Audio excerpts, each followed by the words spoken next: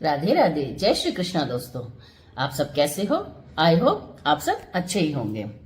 आज का जो व्लॉग है मेरा बहुत ही अच्छा व्लॉग है और जो मैंने बनाया नहीं है, जस्ट एडिट किया हुआ है। तो आप देखिए, इसमें दो प्रकार की शादियां दिखाई गई हैं जिनके आजकल बहुत चर्चे हैं। एक है प्रसिद्ध उद्योगपति श्री मुकेश अंबानी जी के बेटे, छोटे बेटे आनंद और राधिका की प्री वेडिंग सेरेमनी, और दूसरी है हम सबके प्यारे, आप सबके प्यारे श्री बागेश्वर धाम सरकार श्री धीरेन्द्र शास्त्री जी द्वारा आयोजित 151 कन्याओं का सामूहिक विवाह समारोह। दोनों ही शादियां अपने आप में बहुत महत्व रखती हैं, बहुत महत्वपूर्ण हैं और बहुत ही प्रसिद्ध हैं, यूं कह लीजिए विश्व प्रसिद्ध हैं। तो और दोनों ही शादियों में बहुत बड़े बड़े गणमान्य लोग आए हैं, लेकिन अंतर है तो सिर्फ एक कि एक की शादी में पैसे देके बुलाए गए हैं और दूसरे की शादी में जो गणमान्य आए हैं वो अपनी स्वेच्छा से, अपनी इच्छा से, अपनी स्वीकृति से फ्री ऑफ कॉस्ट आए हैं। तो ये शादियां दिखाने का मेरा मकसद ये नहीं है कि मैं ये कहूं कि वो शादी सही नहीं है, ये शादी सही है, या ये शादी बहुत अच्छी है, वो शादी अच्छी, ऐसा नहीं है। मेरा मकसद सिर्फ और सिर्फ ये है कि धीरेन्द्र शास्त्री जी जो एक छोटे से 27 साल के बालक हैं, इस उम्र में अगर वो इतना बड़ा समर्पण कर रहे हैं तो हमारा ये कर्तव्य बनता है, हमारा फर्ज बनता है कि हमसे जितना भी हो सके ज्यादा से ज्यादा उनकी सहायता करें, ताकि उन्होंने जो संकल्प लिया है वो अपने संकल्प को निष्ठापूर्वक पूरी उम्र जब तक वो जीवित हैं इसको समर्पण को, इस संकल्प को निभा सके।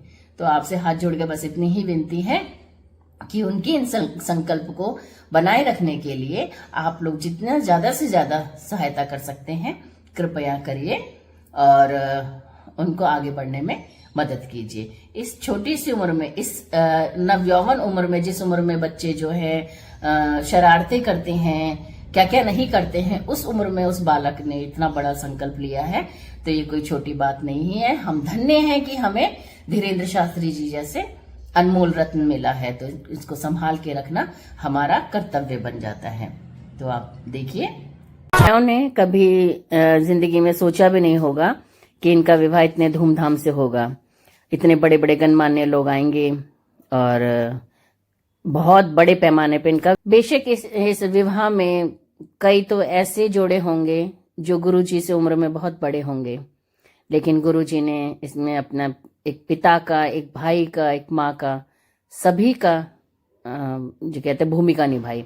जिसको पिता की कमी महसूस हुई उनके लिए वो धर्म पिता बने, जिनको भाई की कमी महसूस हुई उनके लिए वो धर्म भाई बने।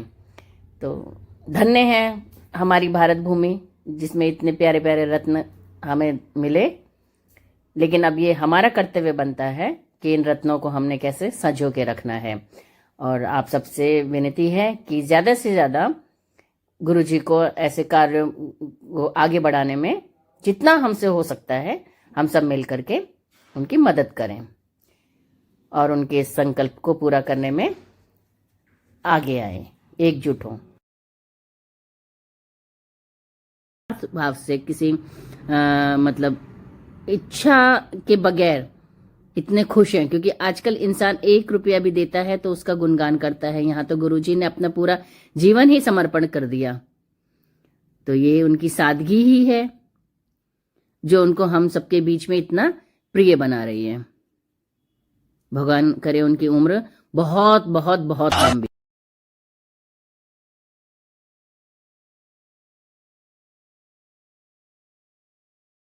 एक ये भी शादी थी, यह शादी भी एक अपने आप में बहुत ही महत्व रखती है। इसमें जो भी आपको ये कलाकार दिख रहे हैं ये अपनी मर्जी से नाचने नहीं आए हैं, इनको बकायदा पैसे दे करके नचवाया गया है। जैसे कहते हैं ना, शादियों में नाचने के लिए बुलाया गया है, तो ये पैसे दे करके यहाँ नाच रहे हैं। और एक वो शादी थी जिसमें बड़े बड़े कलाकार, जो बड़े बड़े सेलिब्रिटीज थे, वो अपनी इच्छा से आए खुशी जाहिर करने के लिए।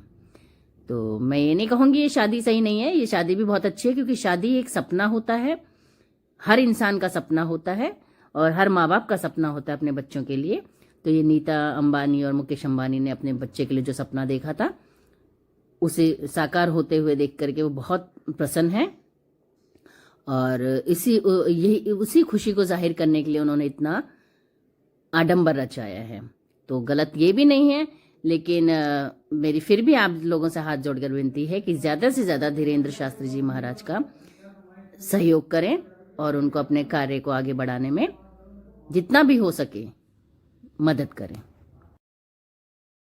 अगर आपको मेरी बातें सही लगी हो तो कृपया मेरे चैनल को सब्सक्राइब कर लीजिए और ज्यादा से ज्यादा शेयर, कमेंट और लाइक कीजिए। धन्यवाद।